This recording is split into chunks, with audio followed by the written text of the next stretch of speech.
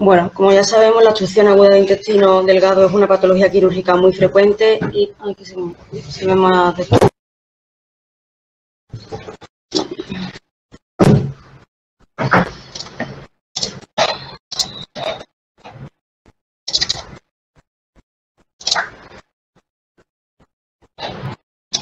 ¿El circuito izquierdo? Sí. Por donde iba y constituye el 15% de los ingresos totales por dolor abdominal. La causa más frecuente de obstrucción intestinal son las bridas, seguidas de las hernias y de las neoplasias, tanto benignas como malignas. Las adherencias al final son un tejido fibrótico que conecta órganos o superficies que naturalmente por una cicatriz como respuesta a una agresión al peritoneo. En nuestro caso, en el caso que vamos a abordar, principalmente por el trauma quirúrgico. La presentación clínica es variable y va a depender tanto del punto de la obstrucción, de la altura de la obstrucción, como de la gravedad de la misma, como del tiempo que pase desde que se instaura hasta que aparecen los síntomas. El síntoma predominante van a ser los vómitos, un 77%, seguido de un dolor cólico, periumbilical, visceral, por la distensión de las asas, que conforme se vaya progresando el cuadro se hace más constante y más agudo. Y por último, el cese del tránsito en un 52%. La existencia de tránsito, de deposiciones o de paso de gases no tiene que excluirnos de forma total el que se haya resuelto o el que no exista una obstrucción. El diagnóstico se va a basar en una análisis dirigida, indagando en los antecedentes personales oncológicos y quirúrgicos, en una exploración abdominal y ayudándonos y apoyándonos en una analítica y pruebas de imagen. Lo que vamos a buscar con el diagnóstico es un reconocimiento de signos y síntomas de alarma para la pronta intervención de aquellos pacientes graves con sospecha de peritonitis o de isquemia que van a complicar hasta el 40% de los casos. Por tanto, el manejo clínico es difícil y hay que sopesar los riesgos-beneficios de una intervención. La cirugía se va a basar en la desceolisis de las bridas y de forma roma o cortante hay que tener cuidado con las lesiones iatrogénicas que se puedan producir y que incluso pueden pasar desapercibidas. Bueno, como es algo muy frecuente en nuestra práctica clínica diaria y supone un reto en muchas ocasiones, la UES, con la finalidad de hacer un poco universal el manejo, propone esta guía, por lo menos intenta dar una serie de recomendaciones. Se basa en una búsqueda sistemática en diferentes bases de datos, incluye tanto revisiones sistemáticas como ensayos clínicos aleatorizados y estos artículos pues son evaluados mediante el sistema GRADE para la calidad metodológica y además son analizados y valorados también por un consenso, un panel de expertos que al final son los que van a dar las recomendaciones. Ya de un principio, hay un nivel B de recomendación, nos dicen que la obstrucción por adherencias del intestino delgado es la causa principal de morbilidad, mortalidad y de los gastos del sistema en cirugía de urgencias y que además causa una alta mortalidad, una alta morbilidad con una estancia media de 8 días y una mortalidad de en torno al 3% por episodio. Adentrándonos en la epidemiología de esta patología, teniendo en cuenta también que la casuística es norteamericana, el riesgo de obstrucción por bridas aumenta después de cirugías de colon, después de cirugías ginecológicas y pediátricas. De tal forma que 1 de cada 10 pacientes va a desarrollar al menos un episodio de obstrucción intestinal por bridas en los 3 años siguientes a una cirugía de colon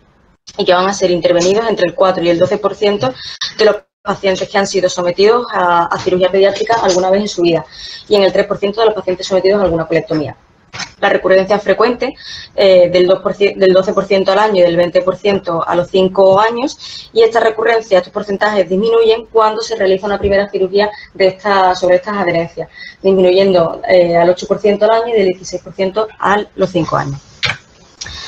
Con la finalidad de facilitar el diagnóstico y bueno, cuantificar un poco, estratificar la extensión de estas adherencias, algunos autores proponen una serie de clasificaciones, como por ejemplo esta de Zuckel, que permite, que lo que hace es estratificar las adherencias según la fuerza de adhesión de las mismas y teniendo en cuenta algunos aspectos morfológicos de las mismas.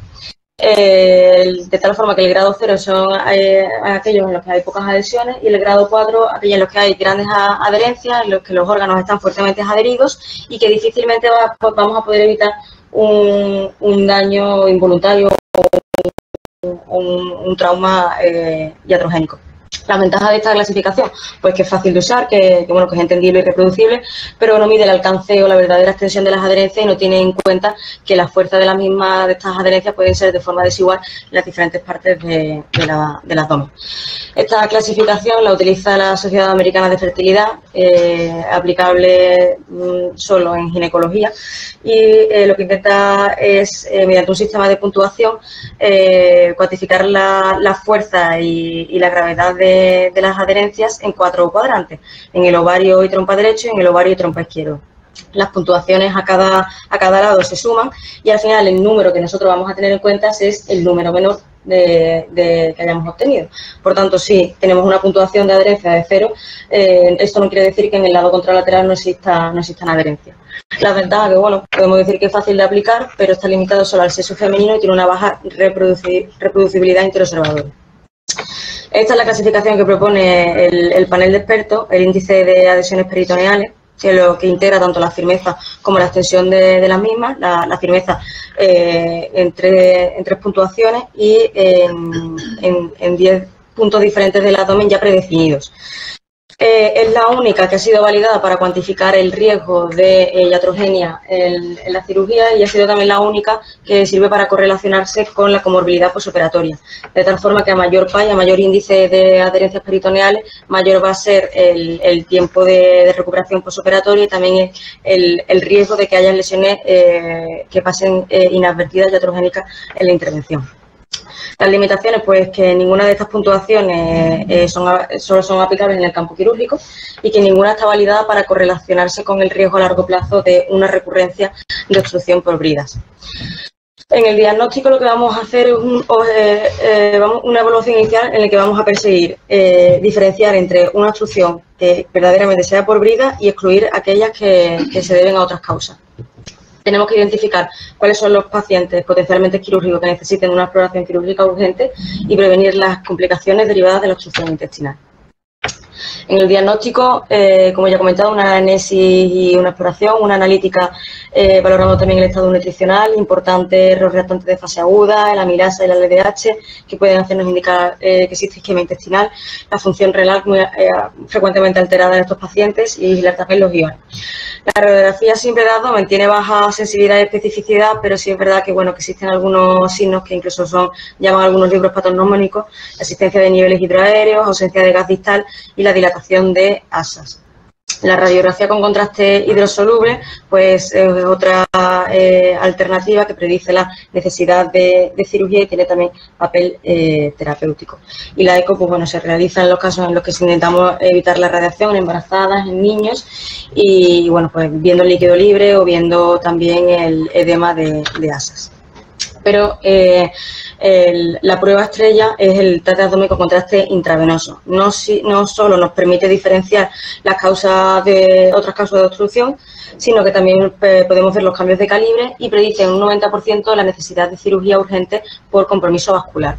Algunos de los signos radiológicos que podemos ver que nos indiquen de que es necesaria una actuación pronta y la intervención quirúrgica, pues puede ser un espesor de la pared de más de 3 milímetros, un realce de la misma, edema mesentérico y signo de torbellino del meso, que exista el líquido libre peritoneal y que ya en estadios más tardíos porque incluso exista neumatosis intestinal. El grupo de trabajo también es muy pro y apoya mucho, está muy a favor de la utilización de contraste oral cuando se va a realizar el primer test de diagnóstico. Pero recalca la utilización del contraste oral con fines diagnósticos y no terapéuticos de forma secundaria. La finalidad y la forma, el origen primario de crear de los contrastes hidrosolubles eran, como su nombre propio indica, el contraste, ¿no? El diagnóstico de determinada patología y que, en este caso es la obstrucción intestinal por brida. Y secundariamente, pues el contraste hidrosoluble, en nuestro caso el gastrografín, que es utilizado en nuestro medio, por sus características de agente humectante y por su alta osmolaridad, va a permitir que la extracción de líquido hacia la luz intestinal, que se distienda el intestino proximal, que aumente el gradiente de presiones, favoreciendo la motilidad y el peristaltismo. Y por eso el papel terapéutico que tiene el gastrografín. Por tanto, la guía nos dice con un nivel 2 de evidencia que la evaluación inicial se debería complementar con un estudio nutricional, analítica con electrolitos, coagulación, lactato y uremia, con un nivel 2C que no se recomienda la radiografía simple de forma sistemática como prueba de diagnóstico, y con un nivel 1B que la prueba de elección para el diagnóstico es un TAC con contraste oral e intravenoso, y que la repetición de una radiografía simple a las 24 horas pues nos mostrará si ha pasado contraste y la resolución del mismo. Esto luego lo veremos un poco mejor en el algoritmo que propone la guía. En cuanto al tratamiento, cuando se nos presenta un caso de obstrucción por brida, las preguntas que se nos vienen a la cabeza primeras son: ¿tengo que operar o no? ¿Puedo iniciar un manejo conservador de forma inicial? ¿Hasta cuándo puedo prolongar este manejo conservador? Y si en el caso de que tenga que operar, ¿puedo hacer una laparotomía o una laparoscopia? Bueno, lo que coinciden todos los autores y en especial el panel de expertos de la guía es que ha habido un cambio de paradigma en el último tiempo. Si antes se operaba toda obstrucción intestinal por brida, ahora solo se operan aquellas que no se han resuelto con manejo conservador, aquellas que ya se van a presuponer que son irreversibles o que ya de entrada tienen signos de gravedad que nos hacen obligatoriamente intervenir. Por tanto, el tratamiento quirúrgico será en aquellos pacientes en los que exista peritonitis, estrangulación e isquemia intestinal. Sabemos que la recurrencia de obstrucción por brida va a ser menor en aquellos pacientes en los que ya operemos, pero esto no es una justificación suficiente como para hacer un manejo quirúrgico de entrada, porque la cirugía de urgencia al final tiene una alta morbilidad y la calidad de vida asociada a posoperatorio se ve mermada por un aumento de la comorbilidad. El manejo conservador, la piedra angular, se basa en la dieta absoluta, la utilización de sondas nasogástricas o sondas largas para descomprimir, en la reanimación hidroelectrolítica, asegurar un aporte nutricional adecuado y en la prevención de la aspiración, llegando a tener el tratamiento conservador un éxito de hasta el 90%. Ha habido cierta discrepancia entre la utilización de sondas nasogástricas usuales o de sondas nasoenterales. En la mayoría de los artículos que he revisado no ha habido diferencias significativas entre utilizar una u otra, pero sí es verdad que, bueno, que hay algunas que sí es verdad que la tasa de fracaso es mayor cuando se utiliza una sonda nasogástrica que cuando se utiliza una sonda más larga nasoenteral. El principal inconveniente de esto es que las sondas nasoenterales al final se tienen que colocar de forma endoscopia y no siempre, por no decir nunca, tenemos a nuestra disposición la endoscopia para ponerla de urgencia. Por tanto, la guía te recomienda que el tratamiento conservador es el tratamiento de elección en ausencia de signo que nos indique la necesidad de una cirugía de urgencia, y que las sondas nasoenterales largas son más eficaces que las sondas nasogástricas con un nivel de evidencia 12. ¿Hasta cuánto prolongar el tratamiento conservador? Bueno, lógicamente podemos pensar que un retraso en la cirugía va a aumentar la morbilidad y la mortalidad, y no existen artículos que nos digan fehacientemente cuánto tiempo debemos de prolongar el tiempo del manejo conservador. Esto también es un poco operador dependiente, depende tanto de los protocolos que se tengan en el centro, tanto de la experiencia del cirujano como del estado clínico que tenga el paciente. Pero los expertos llegan a un acuerdo según todo lo que han revisado y parece que es seguro prolongar el manejo conservador hasta 72 horas. Incluso dicen que en aquellos casos en los que el paciente esté clínica y analíticamente bien, sin que haya existido un deterioro y la sonda nasogástrica siga siendo productiva, pues que incluso se podría prolongar más de 72 horas. Las complicaciones que tenemos que tener en cuenta cuando con el manejo conservador pues son la deshidratación, la desnutrición, las alteraciones iónicas y el riesgo de broncoaspiración. Por tanto, es seguro prolongar el manejo conservador 72 horas con un nivel de evidencia 2B. Si tenemos que intervenir, ¿qué hacemos? ¿Una laparotomía o una laparoscopia? Históricamente, el gold estándar lo que se ha realizado es una laparotomía por su seguridad y por la mayor experiencia que se tenía. Pero la última tendencia y con la instauración y el aumento de la curva de aprendizaje de la laparoscopia, pues es lo que también se viene utilizando. Las ventajas principales no son solo aplicables al manejo de la obstrucción por brida, sino son aplicables a todas las patologías que se operan por laparoscopia. El reinicio del tránsito precoz, un menor dolor postoperatorio y estancia, Y además, digamos que hay una menor reformación de adherencia. Como inconveniente, pues que hay más riesgo de enterotomía iatrogénica, que incluso hay una lesiones descritas incluso el 27%, que las perforaciones pueden pasar desapercibidas y que existen ciertas limitaciones técnicas cuando existen abdómenes radiados o que hayan tenido previamente grandes laparotomías. Lo que sí se coincide en lo último descrito es que la laparoscopia es segura de utilizarla para análisis de brida y que puede tener una efectividad de incluso el 60%. Sí es verdad que muchos de los ensayos clínicos que apoyan el uso de la laparoscopia no son estudios aleatorizados, entonces ahí existe un importante sesgo de selección. Este sí es un estudio, este de aquí arriba sí es un estudio aleatorizado, multicéntrico, publicado en Lancet, que se lleva a cabo en diferentes hospitales nórdicos y entre 2012 y 2019 aleatoriza los casos de obstrucción intestinal por brida a un grupo de el que se va a realizar la laparoscopia y a otros que se va a realizar la laparotomía. La trampa de este trabajo es que como todo trabajo, tiene unos criterios de exclusión y unos criterios de inclusión. Y en los criterios de exclusión están aquellos pacientes que se sospeche que vayan a tener un abdomen congelado o que tengan grandes adherencias. Y aún así, aunque se excluyan estos pacientes, la tasa de conversión fue del 23% por los hallazgos principalmente de isquemia. Por tanto, ellos concluyen que la laparoscopia puede ser útil en casos seleccionados, pero que principalmente las ventajas vienen de la mano de la baja morbilidad asociada en el posoperatorio.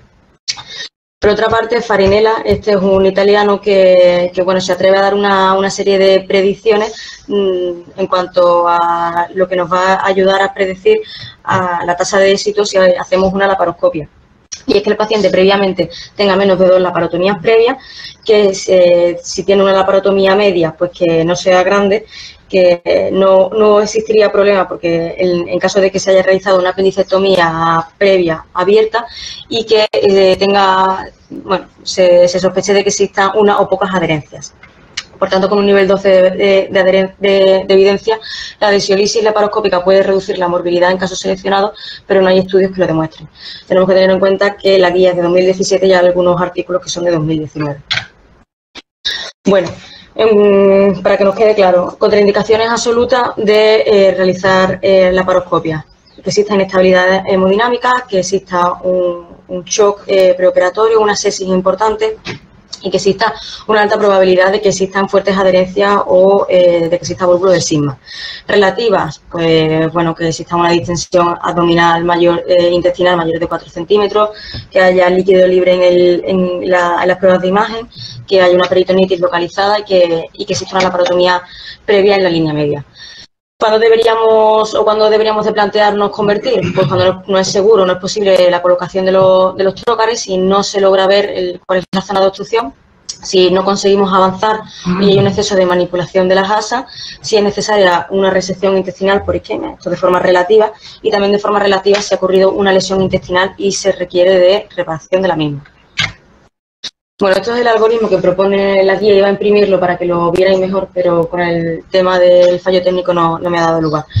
Bueno, el algoritmo lo que te dice que inicialmente lo que tienes que hacer es evaluar al paciente, tanto una historia clínica, una exploración física, y que si hay datos de gravedad, que en el que sospeches que existe estrangulación, isquemia o una peritonitis, hay que operarlo directamente. Y que en el caso de que no sea así o que no esté seguro, hay que realizar un TAC de abdomen con contraste intravenoso y contraste oral.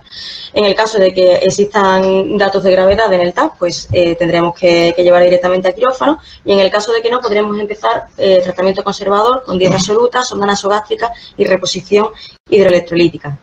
Y que se podría realizar una radiografía a las 24-36 horas para ver dónde está el contraste que se ha administrado en el TAC abdominal. Si ha pasado el contraste a lo largo de estas horas, pues se supone que existe alta posibilidad de que se ha resuelto el cuadro y no habría que hacer nada más. En el caso de que no, pues nos tenemos que plantear de que el tratamiento conservador está fallando cuando han pasado más de 72 horas, cuando el drenaje de la sonda nasogástrica es más de 500 y cuando existen datos analíticos o clínicos de que puede existir una peritonitis o isquemia. Cuando hay aumento de relatante de fase aguda, cuando hay una exacerbación del dolor con un peritonismo en la exploración, cuando hay un aumento del líquido libre intraperitoneal. Si vamos a operar, lo que nos dice la guía es que podemos hacer la laparoscopia cuando tengamos suficientemente experiencia en ella, cuando el paciente tenga menos de 2 laparotomías previas y cuando se espere que existan pocas adherencias.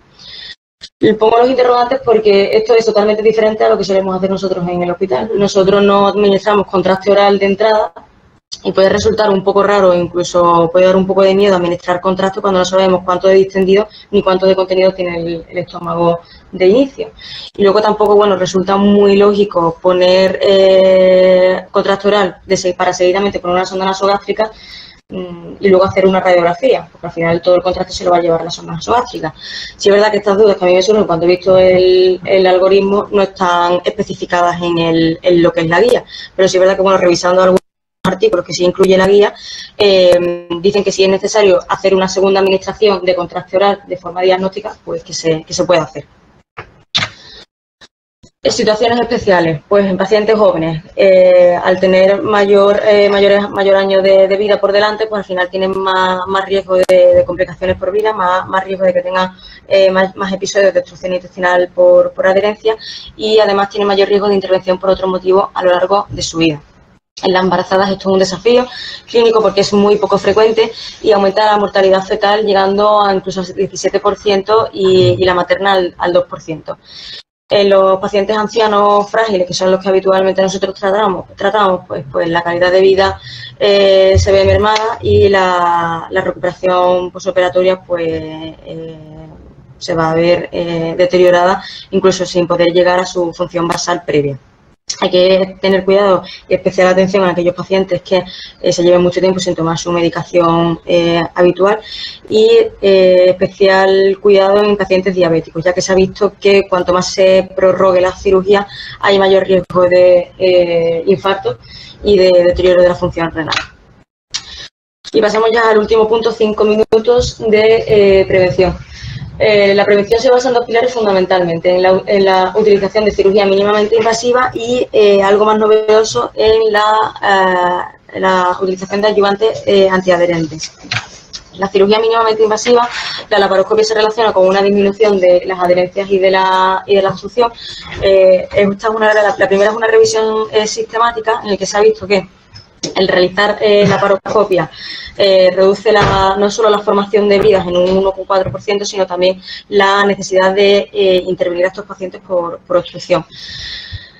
Incluye casi 200 trabajos y al final incluye tanto trabajos en los que se ha realizado cirugía de colon como cirugía gástrica y eso, pues las diferencias entre las técnicas de indicación pues puede limitar un poco los resultados.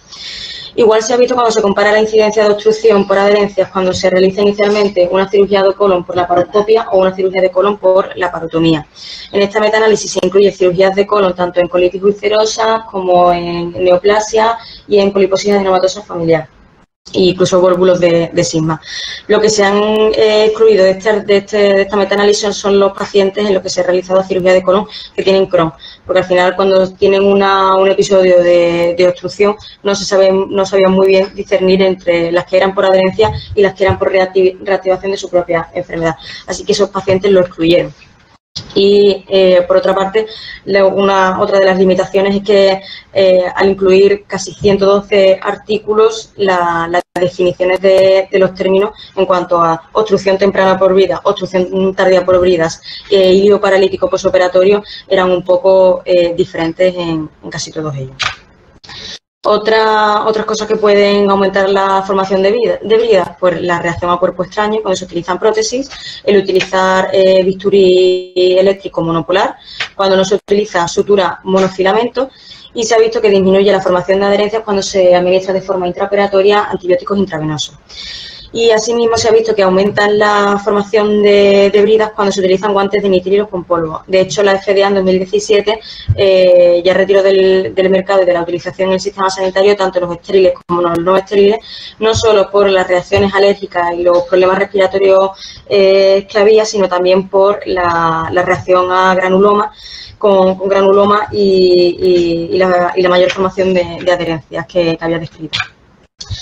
En cuanto a las barreras antiadherencia, esto es lo más novedoso y lo que se basa es, bueno, hay